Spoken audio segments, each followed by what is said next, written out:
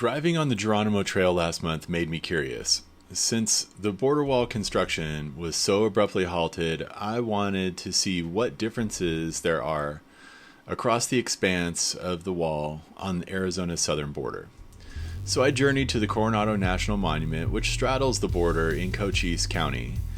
The site is a national park that sits on top of a mountain, overlooking Bisbee to the east, Mexico to the south, the Huachuca Mountains to the north, and has a line sight almost all the way to Nogales to the west.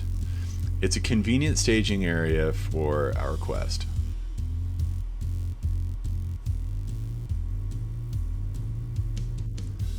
I did an air down this time because there are some washboard roads, so it's just more comfortable.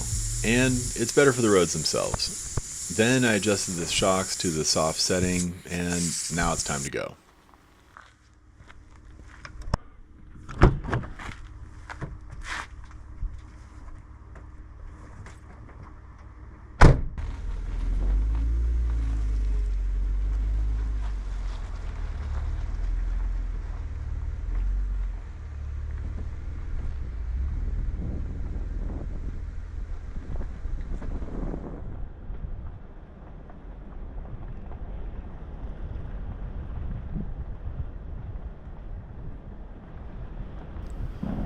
The hill descent into the valley is a single-lane shelf road that's decently wide and well-maintained.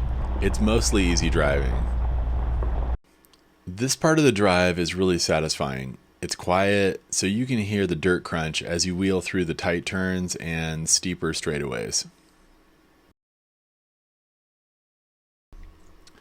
Of the massive border between the USA and Mexico, there is a variety of barriers. After stumbling on the border wall construction area in my Geronimo Trail video, I wondered about conditions of other areas of the border. How well guarded or open it is, what kind of border patrol must have been policing the border, and of course, what materials are deployed at the border.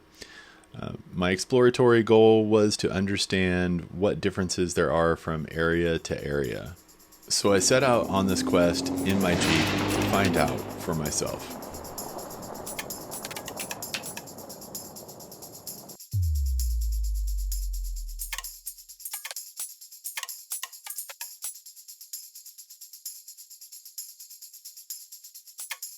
That's where the border wall, the current border wall, the old border wall ends. It's just a set of pilings, some barbed wire, and it runs this whole stretch. And you can see it's pretty easily defeated by crude means. You can just clip the wire and kind of crawl over this if you want.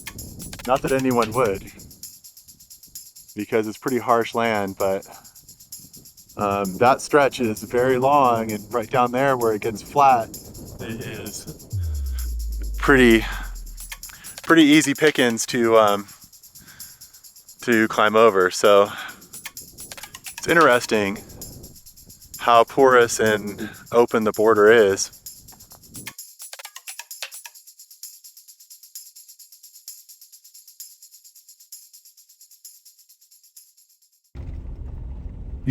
These are barbed wire fences and the Normandy style vehicle barriers.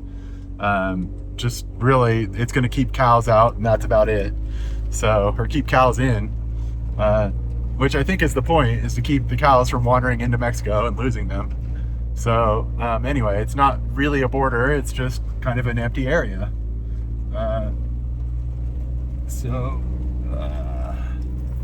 Here we go. And yeah, it's a beautiful landscape. If you like the desert, it is,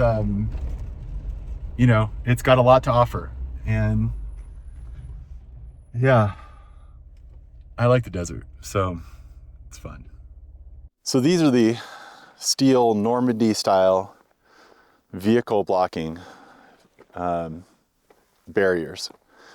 There are several different types of border fencing, border wall barriers. There's, of course, Normandy, barbed wire, the steel border wall, border fence. There's concrete barriers, vehicle bollards, and Of course, virtual barriers, which are cameras, sensors, and other devices.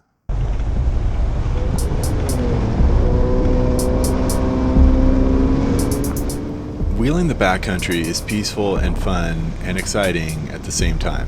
Everyone says to never go alone, but organizing outings for just going solo is hard enough.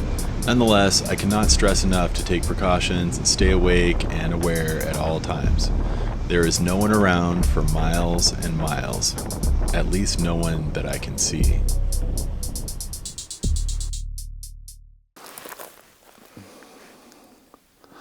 The border between Arizona and Mexico is 389 miles long. The total U.S.-Mexico border is 1,954 miles long, 1,954. This little area here appears to have been burnt, probably a controlled burn from Border Patrol maybe, or maybe just a campfire that got out of control. But I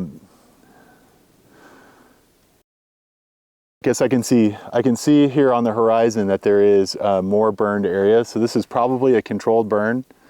The trees are still green. So yeah, it appears to be a controlled burn situation, probably so that they keep the brush low so they can see, so they can see humans.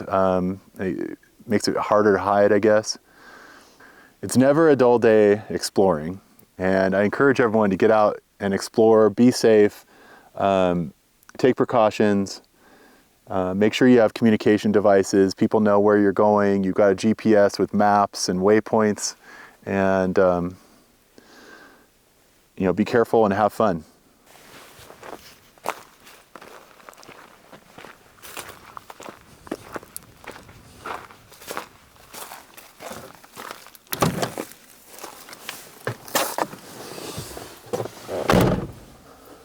To get a visual of what the border wall was like at a border crossing, I drove to nearby Naco, Arizona. It's a small town.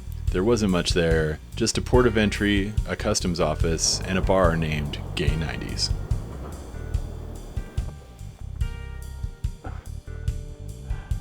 Behind me is the famous border fence. You can see it's when you have big iron girders, you have barbed wire, you've got this metal mesh fence. I mean, it is the heaviest.